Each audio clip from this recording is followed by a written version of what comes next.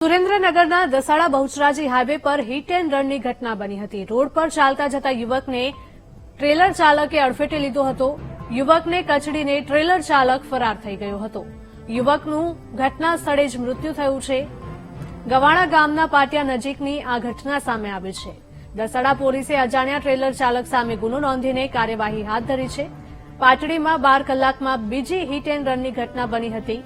12 કલાકમાં 2 લોકોના hit and રનમાં મોત થયા। સંવાદદાતા સચિન જોડાયા છે। સચિન, જણાવશો કે સુરેન્દ્રનગરના દસાડા બહુચરાજી હાઈવે પર હિટ એન્ડ રનની દુર્ઘટના ઘટી હતી, જેમાં એક વ્યક્તિનો જીવ ગયો છે।